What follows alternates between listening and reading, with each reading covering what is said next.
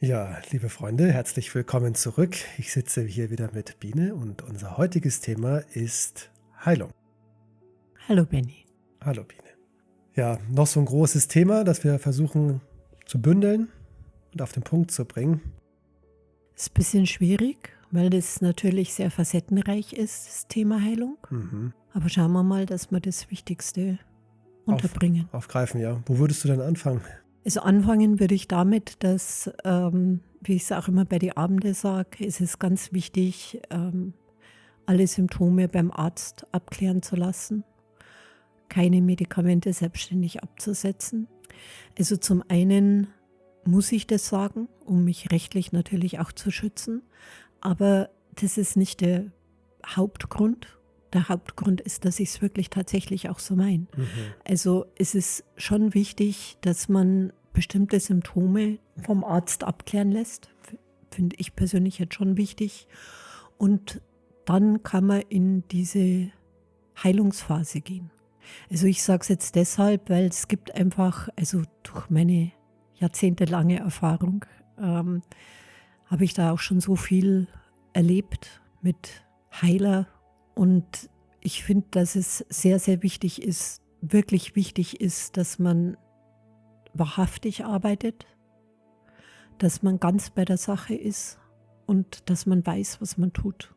Das finde ich jetzt bei Heilung schon sehr wichtig. Da geht es um die Gesundheit und um den Körper eines Menschen. Und wenn ich mich in die Hände eines anderen Menschen begebe, egal ob jetzt Arzt oder Heiler oder Heilpraktiker, ist es wichtig, dass ich fühlen kann, dass der wahrhaftig ist und dass er auch weiß, was er tut. Also und wenn das mal abgeklärt ist, also dass man jetzt so wichtige Symptome, die einen begleiten, die immer wiederkehrend oft sind, dass man, wenn man das halt abgeklärt hat, dann können wir in das Thema Heilung, energetische Heilung eintauchen und die ist halt sehr facettenreich. Und ich weiß jetzt nicht, was du da gerne wissen möchtest, also was, ob es da was gibt, was dich da persönlich jetzt interessiert oder ob ich erstmal den Vorgang des energetischen Heilens überhaupt ein bisschen erkläre. Also vielleicht wäre auch erstmal gut für alle die hier auch ganz neu sind, zu wissen, dass du sehr, sehr gut darin bist, einen Lichtkörper anzuschauen. Ja. Und ich glaube, das gibt dir natürlich einen riesigen Vorteil, auch zu sehen, was tatsächlich Heilung auch bedeutet. Ja. Ich finde, du hast mal etwas sehr Schönes gesagt, dass oft das, was Menschen auch als Schmerz wahrnehmen, oder ja, dass das eigentlich schon die Transformation und damit auch gleichzeitig die Heilung ist. Ne? Ja, also jetzt nochmal und dann erwähne ich es nicht mehr, gell? Weil sonst müsste man es bei jedem dritten Satz wiederholen, also wenn die Symptome abgeklärt sind vom Arzt. Ist ganz klar. Das ist ganz wichtig. Also ich würde jetzt einfach mal so anfangen, wenn man sich die Anatomie eines Körpers anschaut, wie der aufgebaut ist, wie der Körper funktioniert, dann ist diese Anatomie schon sehr überwältigend. Ja, das ist also ein Zusammenspiel von so vielen Organen und also es ist unglaublich. Wenn man sich aber den Lichtkörper anschaut, dann ist er noch sehr viel komplexer in seinem Aufbau als der Körper.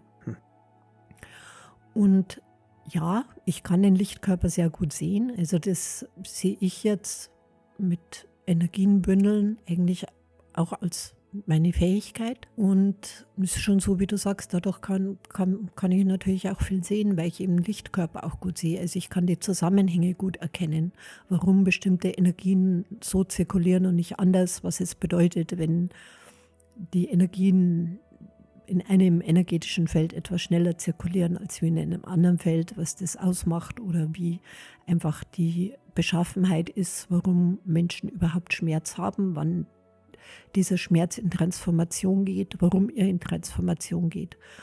Und das kann man alles sehr gut erkennen. Da hast du wirklich so schöne viele Punkte aufgezählt. Fang doch mal an. Also da es sehr facettenreich ist und der Podcast ja jetzt auch nicht so lange ist, würde ich jetzt einfach mal anfangen, dass, was ich sehr wichtig finde, ist, dass wenn eine Krankheit oder eine Unausgeglichenheit in einem Körper ein Symptom hervorruft oder ein Schmerz, ist etwas nicht im Gleichgewicht. Und der Körper ist sozusagen der letzte Ausdruck oder der größte Hilferuf, spirituell gesehen, bitte tu was. Anfangen tut es ja ganz woanders. Also anfangen tut es immer auf der mentalen Ebene. Und das ist etwas, was viele Menschen einfach nicht wirklich wissen oder sie es vielleicht schon mal gehört haben, aber sich nicht wirklich bewusst machen, was Gedanken oder eine bestimmte Gedankenausrichtung anrichten kann. Und die Gedankenausrichtung, die der Mensch in sich trägt, erzeugt ja gewisse Emotionen.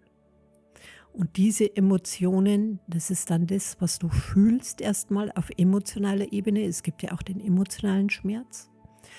Aber diese Emotionen können sich an der Oberfläche der Seele auch so bündeln und festigen, dass sie wie eine Tasse, die gefüllt wird mit Flüssigkeit, irgendwann voll ist und dann läuft die über und dann fließt diese Energie in die körperliche Ebene ab und dort wird dann ein Symptom erzeugt oder eine Krankheit. Und das ist dann diese Unausgeglichenheit und dann sollte man wirklich, spätestens dann sollte man was tun, aber ich finde schon, vorbeugend sollte man natürlich darauf achten, dass man sagt, okay, ich versuche meine Gedankenausrichtung zu verändern, hin zur Gesundheit, zu Liebe, zu Vertrauen, wenn ein Mensch das möglich ist, um so auch schon mal gute Emotionen zu erzeugen. Und weil es ja um Heilung geht, gehen wir mal davon aus, dass es eben nicht so ist, dass der Körper eben Symptome zeigt oder eine Krankheit. Wie kann ich dann tatsächlich heilen? Also es geht ja auch um das spirituelle, energetische Heilen. Ja? Und da ist es einfach wichtig, dass der jeweilige Mensch, der einen anderen Menschen heilende Energien bringt, zuallererst mal auch dieses Grundwissen hat, dass Heilung nur dann stattfinden kann, wenn der andere Mensch dazu bereit ist. Es ist etwas ganz, ganz Wesentliches und Wichtiges. Also das wird oft vergessen.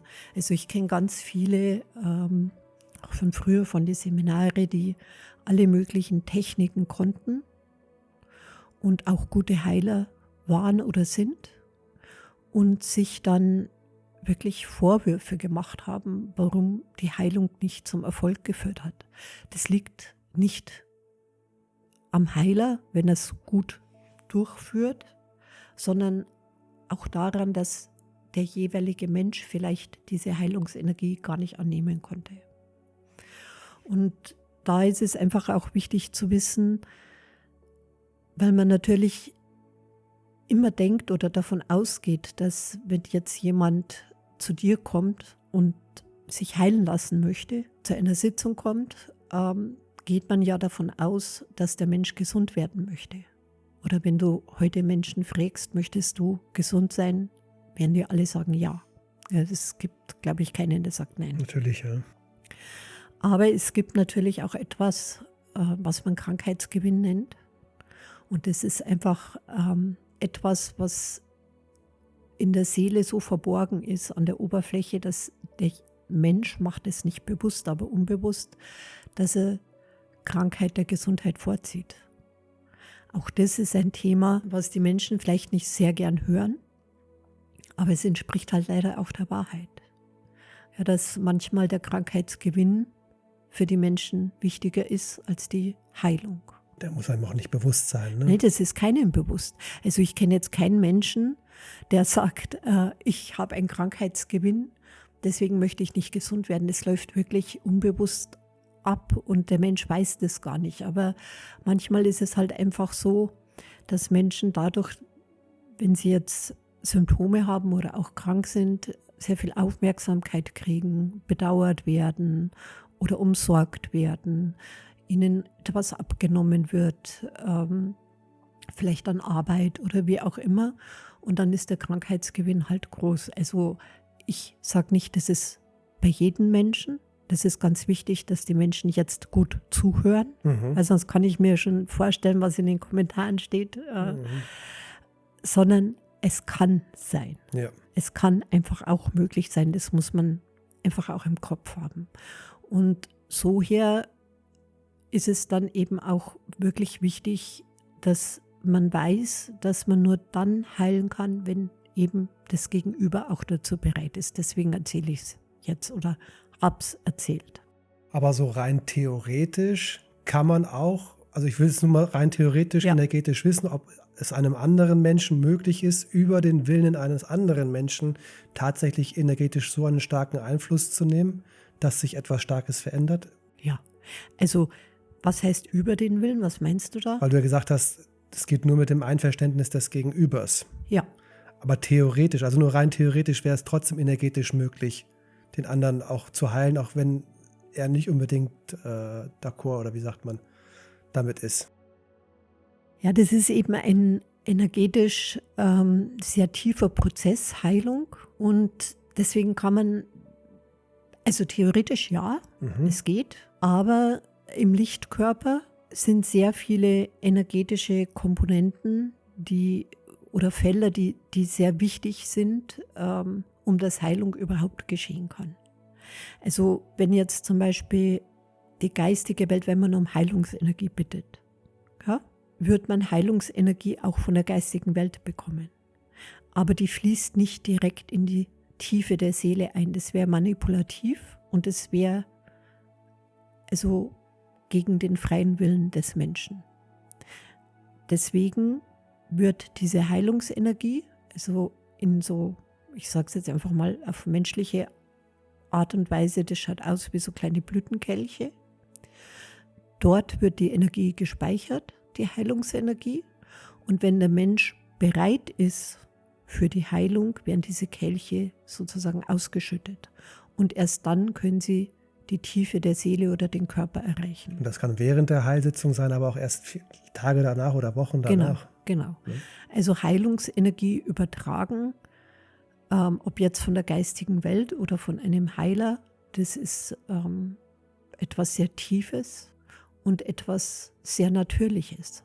Also wir haben das verlernt oder viele Menschen haben es verlernt, weil heute einfach die Zeit anders ist und es gibt sehr viele Medikamente, es gibt Ärzte, es gibt Heilpraktiker, also man kann sich überall Hilfe holen gegen Schmerzen, was ja auch gut ist. Aber das Eigentliche und Natürliche wäre schon die energetische Heilung auf allen Ebenen. Und deswegen ist es auch etwas sehr Tiefes, also etwas sehr Tiefgreifendes, wenn man energetisch heilt. Und im Gegensatz zu Medikamente ist natürlich diese energetische Heilung etwas, was bleibt. Also ein Medikament wirkt ja nur vorübergehend und eine energetische Heilung, wenn sie angenommen wird, ist eine tatsächliche Heilung. Also da wird etwas transformiert, was dann weg ist. Also das ist schon ein großer Unterschied. Ich finde, du hast auch mal was Schönes gesagt, dass alles in uns oder alles, was lebt im Universum, immer darauf aus ist, sich selbst zu heilen. Ne? Ja. Es sei denn, es springt irgendwas dazwischen. Genau. Also es sind ja auch einfach diese, ich kann es jetzt nicht anders ausdrücken, als wie das, was ich im Lichtkörper sehe. Das ist einfach Unausgeglichenheit, energetische Unausgeglichenheit, die zu Krankheit oder Symptomen führt. Und der Körper an sich oder die Seele, also alles, was halt in uns ist ausgerichtet auf Gesundheit, nicht auf Krankheit. Und der Mensch verfügt auch über enorme Selbstheilungskräfte. Erzähl mal. Naja, der Körper ist eben ausgerichtet, also Körper, Geist und Seele sind ausgerichtet auf Gesundheit. Und wenn du mal schaust, wenn man sich es wirklich mal so überlegt, also man wird geboren und also wenn man jetzt den Durchschnitt nimmt, sagt man, was weiß ich, 70 Jahre lebt ein Mensch derzeit. Ist doch eigentlich unglaublich, oder? manchmal ohne Operationen, ohne wirklich tatsächlich schlimme Krankheit, dass man daran stirbt. Also das ist ja schon allein ein Wunderwerk. Und das zeigt ja schon, wie viel Selbstheilungskräfte der Körper tatsächlich besitzt. Und auch wenn es uns nicht bewusst ist, macht der Körper das immer. Also er richtet sich immer aus auf Gesundheit und heilt ganz vieles in uns selbst. Natürlich, wenn man es bewusst macht, ist es nochmal stärker und etwas anderes, aber es läuft auch unbewusst ab. Ist jeder Mensch ein Heiler? Tja, du fragst mich was. Also ich persönlich glaube jetzt, dass jeder Mensch über diese Heilungskräfte in sich verfügt, glaube ich jetzt schon. Ich weiß aber auch, dass man Energien beim Heilen bündeln muss, sonst funktioniert es nicht.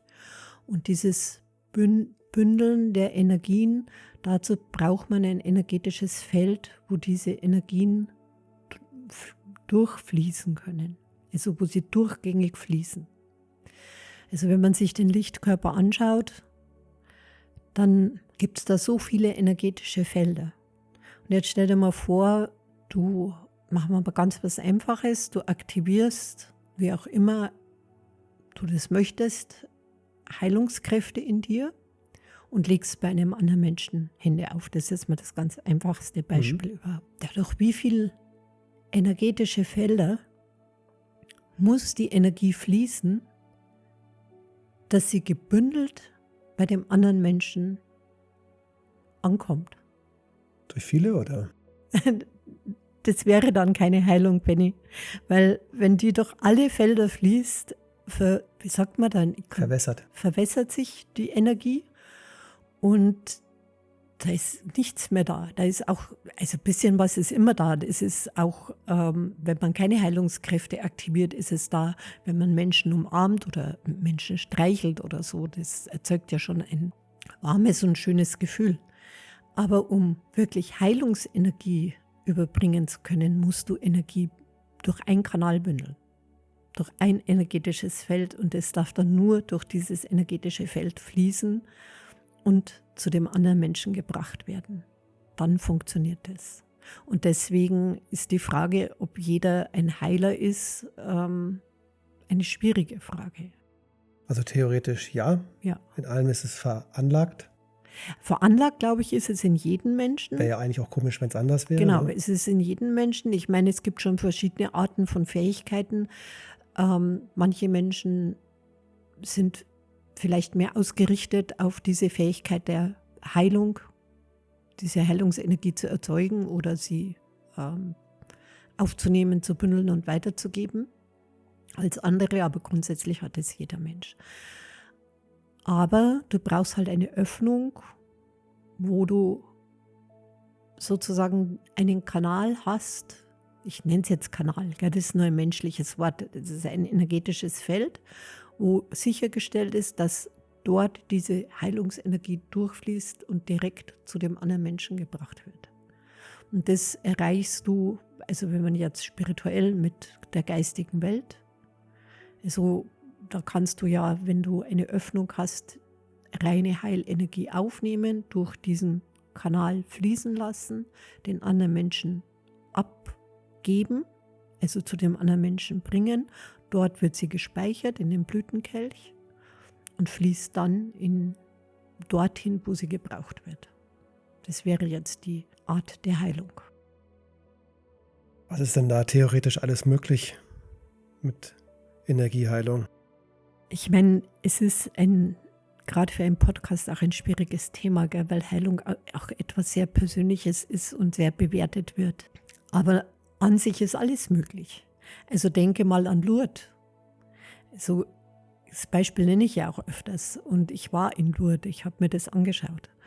Und es ist ja unglaublich, weil das Wasser, diese Quelle, die es dort gibt, also was ich jetzt mal gelesen habe, das habe ich natürlich selber nicht nachgeprüft, aber ich habe es gelesen, wenn man da Wasserproben nimmt, dann ist es eher verunreinigt, das Wasser. Und trotzdem gibt es dort Spontanheilungen. Und die Menschen werden tatsächlich spontan geheilt. Also deshalb ist alles möglich. Es ist wirklich alles möglich. Die Frage ist halt nur, wie oft oder was steht da dahinter, dass das da tatsächlich möglich ist. Das kann ja nicht das Wasser sein. Es ist ja nicht nur Lourdes, wir reden ja generell. Ist ja in jeglicher Heilsitzung möglich mit einem Menschen. Ne? Ich sag jetzt nur, weil du gesagt hast, was ist möglich? Genau, alles. richtig. Genau, alles. Also Spontanheilungen von ganz schweren Krankheiten, die sich spontan transformieren und der Mensch wieder vollkommen gesund ist. Kannst du alles nehmen. Und hast du da eine Vorstellung von dem, was dann den Unterschied macht, dass bei dem einen, der sich dann nach einer Heilsitzung vielleicht etwas wohler fühlt und dem anderen, der plötzlich, zack, sein Leiden nicht mehr hat? Was macht da diesen Unterschied? Die Öffnung. Die Öffnung des Menschen, der um Hilfe bittet. Also umso offener und vertrauensvoller der Mensch ist, umso tiefer kann er die Energie auflösen und transformieren. Das ist ja dann ein Prozess, der bei dem jeweiligen Menschen passiert. Und also wenn ich nochmal zurückgehen darf zu Lourdes. Bitte. Diese Spontanheilungen, die passieren ja, wer geht denn dahin? Also wenn jetzt jemand sich heilen lassen möchte, das sind meistens todkranke Menschen, die wirklich den Sterben nahe sind. Und so ein Mensch, der hat ja nichts mehr zu verlieren. Der gibt sich halt dem Ganzen total hin, ist in einem Moment total im Vertrauen, total in der Öffnung, in der Bereitschaft aufzunehmen. Und da braucht es eigentlich auch wieder nur einen Atemzug. Dann kann eine Spontanheilung geschehen. Und oftmals ist es ja so, wenn man jetzt mal nicht so schwer kranke Menschen, also wenn man jetzt so den Durchschnitt nimmt, gell? Wenn man so schaut, wie lange dauert es denn, bis ein Mensch überhaupt bereit ist, dass er mal zum Arzt geht, zum Heilpraktiker, dass er sich überhaupt Gedanken über seine Gesundheit macht. Wie lange werden Symptome ertragen oder Schmerz ertragen, bis man bereit ist, irgendetwas zu machen. Da sieht man ja, dass dieses Öffnen für Heilung schon sehr begrenzt ist. Also es gehört schon was dazu. Also es passiert ja irgendetwas bei Menschen, der dann sagt, okay, jetzt ist mein Leidensdruck so groß, jetzt möchte ich gern etwas tun. Und bis dahin geschieht ja schon sehr vieles bei den Menschen und das macht es ja jetzt nicht gerade leicht. Weißt du, wie ich meine? Ist das verständlich? Ja, natürlich. Und ich kann dann wieder nur das sagen, was ich selber weiß oder wie ich auch bei mir praktiziere, dass man im Vorfeld einfach schon weiß, dass Krankheit oder ein Symptom auf einer anderen Ebene beginnt als wie im Körper. Das finde ich ist ganz etwas wesentlich Wichtiges. So Menschen, die sehr angstbehaftet sind, die sehr in ihren Gedanken einfach sehr negativ sind, neigen halt auch leichter zu Emotionen, die dann auch negativ sind, die nicht so schön sind. Und das wirkt sich halt auch auf den Körper aus. Und ich glaube jetzt so bestimmte Techniken, das ist schon ganz gut, wenn man so bestimmte Techniken hat, ja, weil man dann einfach vielleicht etwas konzentrierter wirken kann, als wie ohne Technik. Aber letztendlich geht es mir um das Bündeln der Energie, das Übertragen der Energie. Das Bündeln. Kannst du mal auf das Bündeln ein bisschen näher eingehen? Ja, also Energie bündeln ist gar nicht so einfach, wie Menschen sich das vielleicht vorstellen. Es hat viel damit zu tun, eine bestimmte Art der Energie, die du fühlst, zu fokussieren und sie zu halten, um sie dann auszudehnen. Also ich rufe, nur als Beispiel jetzt, ich rufe Heilungsenergien aus dem großen Kosmos und das, was ich dann fühle, Genau. was ist jetzt genau mit dem, was ist das, was ich da fühle? Wie du jetzt hast. Ja, du bist ja dann im vereinigten Chakra, das ist ja auch schon mal sehr wichtig. Also du musst, da machen wir ja auch nochmal einen Podcast drüber, über Absicht, was das eigentlich bedeutet, vereinigtes Chakra und so. Also du bist dann im vereinigten Chakra und dann rufst du im Kosmos, wie du es gesagt hast, im großen Kosmos Heilungsenergie an und dann wird sie dir auch gegeben. Wenn der Kanal offen ist, also wenn dann ein Feld offen ist, fließt sie zu dir und das spürst du ja. Wenn du mit Energie in Berührung kommst, spürst du das. Und dann ist es ganz wichtig, dass du den Fokus hältst. Auf dieses Gefühl? Nicht auf das Gefühl, auf diese Energie. Okay. Und wenn du lange genug den Fokus gehalten hast, kannst du anfangen, diese Energie auszudehnen. Das machst du mit Atmen, mit bestimmten Atemzügen.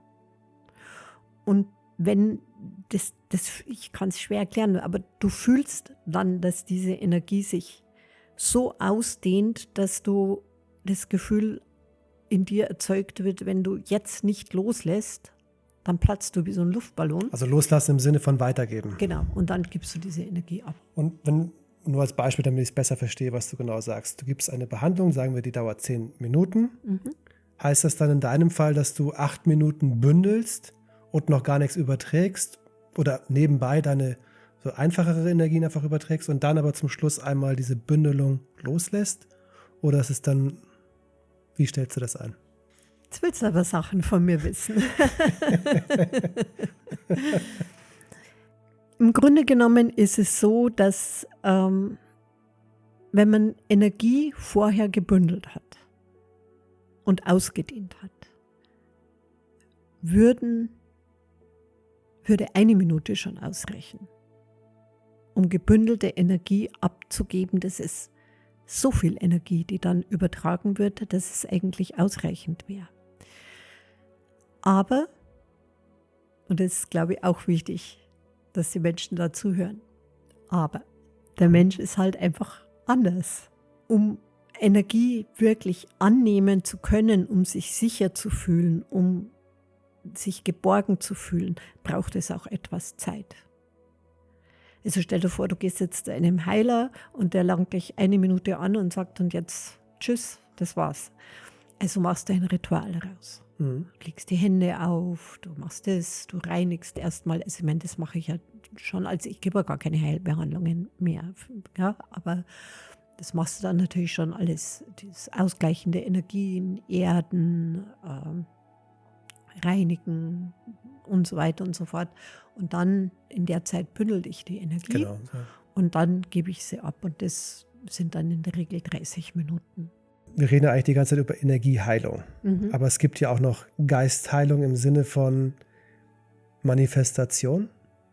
Also dein Geist erschafft ja deine Realität. Ja. Also man muss ja nicht immer Energie übertragen, um jemanden zu heilen. Nein. Man kann auch mit der Vorstellungskraft ein Bild zum Beispiel bearbeiten, wäre nur ein Beispiel. Ja. Oder ganz klar sagen, in meiner Realität existiert keine Krankheit und damit ist der andere eigentlich schon geheilt. So theoretisch. Ja, also ich habe ja, außer dass ich jetzt Ausbildung als Heilpraktikerin habe, war ich ja ganz, ganz lange Schülerin von meinem Lehrer. Und dazu hat auch ein Kurs in Wundern gehört. Und in diese Richtung würden wir jetzt gehen. Die Kraft der Gedanken natürlich, Bilder, die du erzeugst in deinem Kopf. Das ist ja diese mentale Haltung, diese Geisteshaltung, also was für viele Menschen ganz, ganz schwierig ist. Und um das leichter werden zu lassen, wäre zum Beispiel eine Möglichkeit, sich eine Leinwand vorzustellen, wo du projizierst, was du gern hättest und dir dieses Bild immer wieder anschaust. Dann, das ist auch eine Art der Heilung. Und das, was diese Geistheilung oder wie auch immer man sie nennen möchte, ist etwas sehr Intelligentes, weil es natürlich wirklich tatsächlich ja mit dem mentalen Bereich anfängt. Das ist ja das, was ich vorher gesagt habe. Mich interessiert das schon sehr, auch das, was der Kurs in Wundern ja auch sagt. Ne? Du hast aber auch noch was anderes Schönes gesagt vor ein paar Jahren. wie du auch Heilsitzungen, ja, das tust du ja doch noch, halt für ein großes Kollektiv auch Ja. meistens natürlich. Aber ich meine jetzt nicht mehr im Einzelnen, dass die Genau. Menschen bei mir was buchen Genau, können. richtig. Das mache Gut ich nicht zu erwähnen, mehr. ne? Ja? Ich mache sehr viel, Eben. aber nicht mehr mit Einzelsitzungen. Da sagtest du mal, dass du einfach die Seele in dem Augenblick liebst. Ja, Ist mir in Erinnerung geblieben, wie einfach und wahrscheinlich noch am wirkungsvollsten, so kam es mir vor. ja, das ist wieder die Achtsamkeit auch. Also dieses Achtsamsein gegenüber jedem Menschen, der etwas von mir braucht oder der meine Hilfe möchte. Also sowas bei den Einzelsitzungen halt auch.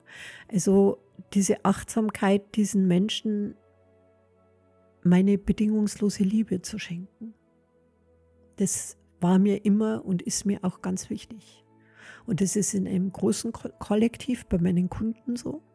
Also in dieser Familie, so wie ich es nenne, in dieser Menschenfamilie. Das ist oft eine so unglaubliche Liebe gegenüber diesen Menschen. Und das hat ja auch was mit Achtsamkeit zu tun. Wieder, also vom vorherigen Podcast. Ja. Ich würde sagen, wir brechen jetzt mal ab. Es ist Es war sehr ein viel ist auch. auch ein sehr schönes Thema. Könnte man und vielleicht auch nochmal irgendwann einen zweiten Teil machen. so machen wir das, ja. Finde ich gut. Ja, sonst wird es jetzt auch zu viel, ja? Ja, wow. Also danke für heute. Bitte, Benni, gerne.